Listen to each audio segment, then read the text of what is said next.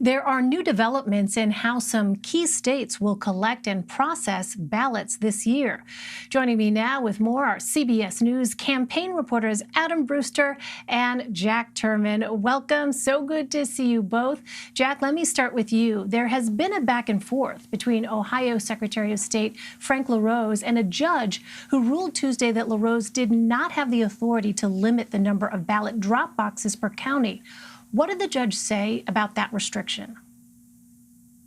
Yeah, definitely. A Franklin County judge, and Franklin County is home to Columbus, Ohio, basically said that Ohio Secretary of State Frank LaRose did not have the legal basis from prohibiting county boards of elections from having more than one ballot drop box. The judge basically said that the legal basis for this was arbitrary and unreasonable. He cited the pandemic and other U.S. Postal Service delays as reasonings for this as well. And just for context, this directive went out in early to mid-August from Secretary LaRose. The Ohio Democratic Party filed a response to that directive saying that they're challenging the legal authority of Frank LaRose to limit the number of ballot drop boxes in each of Ohio's counties.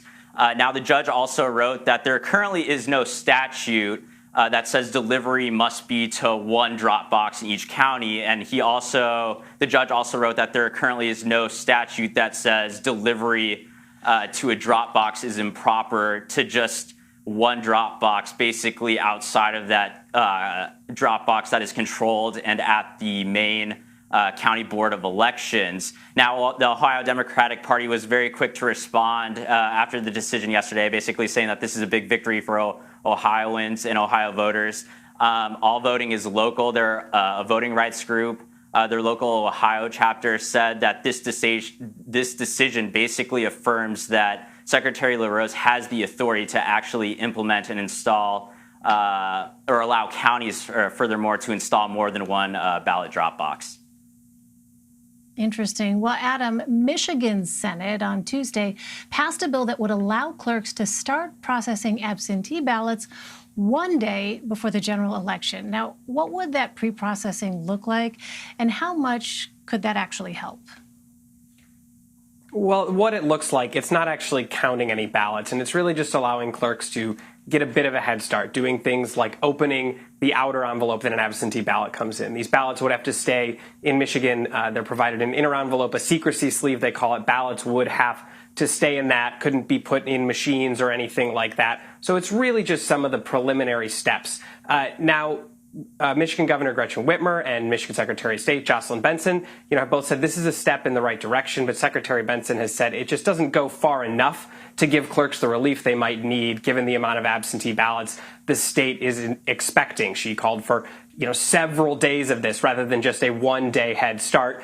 The reality of the situation is in Michigan, while Democrats control the governor's mansion, Republicans control the legislature, so there has to be some type of compromise here to get things done. And the Senate passed this bill 34-2. It now goes, it's in the Michigan House's hands. The governor encouraged the House to take action today on that. And when I spoke to clerks about early processing in Michigan back in August, many said we would love to have more time. Some did say, when I asked them about this bill specifically, that they didn't think it would go far enough to give them all of the relief that they need, but any extra minute and hour that they can spend doing that will give them some help, but it is not necessarily a silver bullet to deal with all of the mail-in voting that's expected in Michigan in November. Yeah, I imagine there's only so much you can do in a day, but I suppose they're thankful for whatever they can get, it sounds like. About a third of registered voters nationwide say they would prefer to vote by mail or absentee this year. Adam, is it clear how many people have requested absentee ballots so far in Michigan? More than 2.2 million, the Secretary of State's office said today, have requested absentee ballots for November. That is already a record for any election in Michigan. The state changed its law In 2018, voters passed a constitutional amendment that allowed no excuse absentee voting. So even before the pandemic hit and we started hearing a lot more about absentee and mail voting, Michigan was already going to have no excuse absentee voting this year. And it has been wildly popular in the previous two statewide elections held this year, the presidential primary and then the August primary. The August primary, a little over a month ago, saw a record number of absentee ballots cast and a record number of total votes cast in an August primary. More than 1.5 million absentee votes were cast in that, more than 2 million votes overall. And when you're looking ahead to November, Secretary Benson said she wouldn't be surprised if more than 5 million Michiganders vote in this presidential election. That would go back to 2008, before the last time you saw Michigan eclipse the 5 million total vote number. She says 60 to 70% of those could be absentee votes. Now you can do that by mail or in person. So you're looking probably at least 3 million people in Michigan, the way the Secretary of State and clerks are expecting things to go, to vote absentee in Michigan this election cycle. Wow, it's an extraordinary number to think about. Jack, what about Ohio? What is the situation looking like there potentially?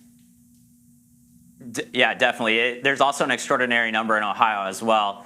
Secretary of State Frank LaRose's office announced yesterday that as of Friday, September 11th, that Ohio's county boards of elections have received nearly 1.4 million absentee ballot applications. Now, those absentee ballots will be mailed out on October 6th.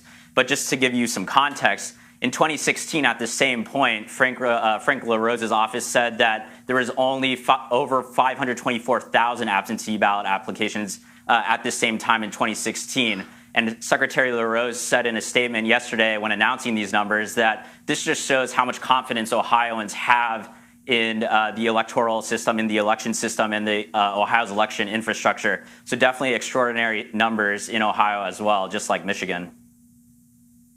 It is going to be a long election night, or nights, or week, or weeks. Adam Brewster and Jack Turman, really great to see you both. Thanks so much. Thanks, Elaine. Thank you.